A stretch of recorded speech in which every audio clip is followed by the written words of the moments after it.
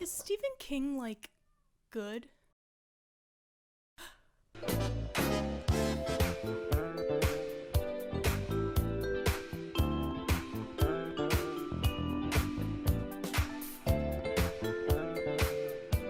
And all I've got to offer is sensitivity, intelligence, and charm. Hello, and welcome to Spooky Month.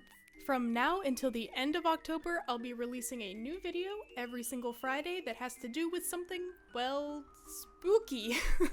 This week, we're attempting to answer the age-old question: is Stephen King good? For those of you who somehow don't know, Stephen King is an American author of horror, supernatural fiction, suspense, crime, science fiction, and fantasy novels. His books have sold over 350 million copies, and boy does he love the state of Maine. He's won more awards than I could even begin to list here. Not only that, but his short stories and novels have been adapted at least 85 times. When I looked it up, it said at least 85 times. I don't know why we don't have an exact number on that, but at least 85. Jane Chipatari with the BBC writes, "At his best, King is a masterful storyteller. He is able to create worlds infused with a sense of right and wrong, good and evil. He writes of familiar family crises, fears of the unknown, and the yearning to belong. At a time when we are barraged with horrifying events, beheadings, Ebola, serial killers, plane crashes, police shootings, mass murders, cyberbullying, his visceral stories provide a catharsis, sometimes even a sense of order. Some victims can be avenged in fiction, if not in real life. King may simplify, but he does it without contempt for his characters or readers." With all of these accolades, you would think the answer would be pretty obvious, right? Like, he obviously has to be pretty good to get all this praise. Well, you'd sure think so, but it's not quite that simple. Over the years, King's works have been the subject of a lot of criticism, and he's never really been able to garner much real respect from the literary world at large. He's obviously very popular, but is he, good?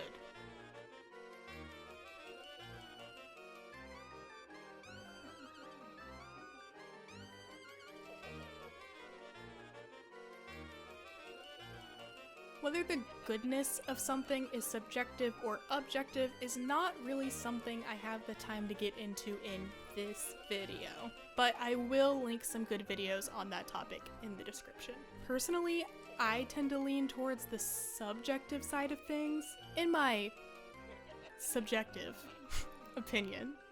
I think each individual's personal experiences greatly affects how they relate to a piece of art or fiction. One person might absolutely loathe Pokemon 2000 and think it's nothing but cash-grabbing anime schlock for children, while someone else might have a chest piece of Lugia because they related to that movie so strongly. With all that in mind, let's dive into some reasons why people claim Stephen King is not good.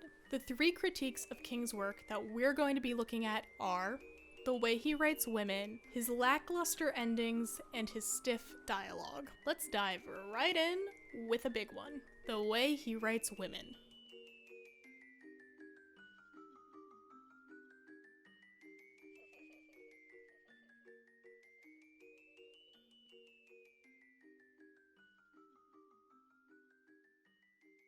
Her body was lean enough so that Desert and Grit and Grind hadn't been able to sag everything. The gunslinger. His mother was also tall, but too thin. Her breasts were almost non-existent. Token nubs. The long walk. She stood there for some time, her legs as cold as marble inside her jeans, her nipples feeling sharp enough and hard enough to cut paper, her lips dead dry. She waited for the voices. It. You want to know something real gross? That last one was describing a 13-year-old. If I'm being honest, and I always try to be, this one is pretty hard to defend. While he does usually write women with a lot of depth and agency, the way he describes them is just super rough. We'll get a super cool story about a female protag seeking revenge in something like Carrie, only to then read a description of a 13-year-old's breasts in it. As I mentioned at the top, King has a lot of writing out there, so it can be hard to generalize about these things. But when it comes to writing women, he does have a history of really missing the mark. And it can be very hard to read sometimes.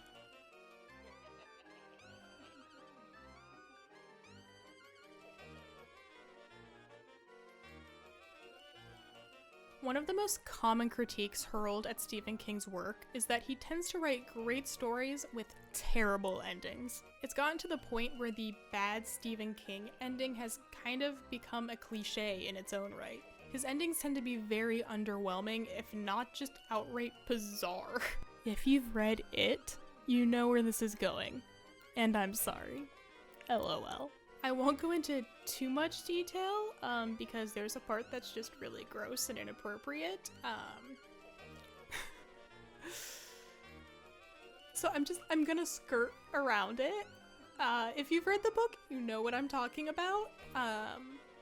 And we'll just leave it at that. But there's like a trans-dimensional turtle and children having relations. And yes, just to clarify, we are still talking about the Scary Clown book. King very famously does not outline his stories before writing. And, well, it shows. At least with his novels, his stories tend to kind of fizzle out after a lot of build-up. And it can leave you feeling pretty let down. It does seem like most people tend to agree that his short stories do have better endings than his novels, pointing specifically to The Running Man. But like with the way he writes women, his work is so vast that it's very hard to come to a general consensus. I think there are some good examples of endings in Stephen King novels. Unpopular opinion alert, but I really liked the ending of The Mist. But there are also a lot of examples of that famous bad Stephen King ending. So, is this critique valid? It's kind of hard to say. Are you noticing a trend yet?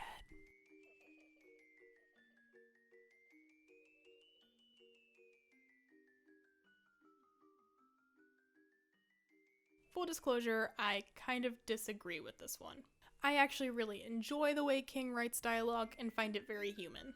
But it is something that kept coming up while I was researching this video.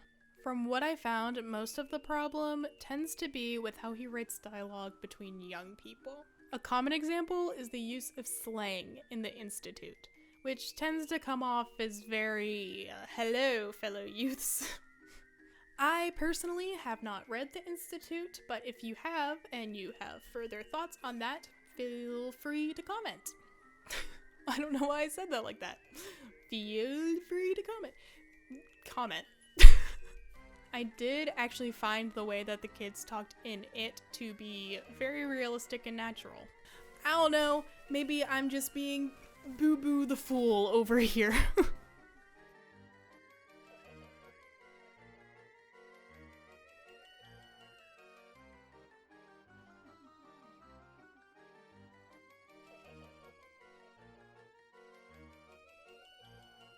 So, with all that said and done, is Stephen King good? Well, does it really matter? That's right, I'm doing that thing that everybody hates. Wait, do you hear that? Is that the sound of everybody unsubscribing? If you enjoy Stephen King's writing, that's great. If you don't, that's also great. There's a whole lot of it out there. At least 87 novels alone. Again with the at least, do we not know how many novels he has? And there might be something out there for you if you haven't liked his work in the past. There might not be. It's whatever. I personally really liked The Mist and really did not like The Gunslinger. In this house, we are all valid. Sometimes things don't even have to be good to be enjoyable. They can just be a fun romp around the multiverse.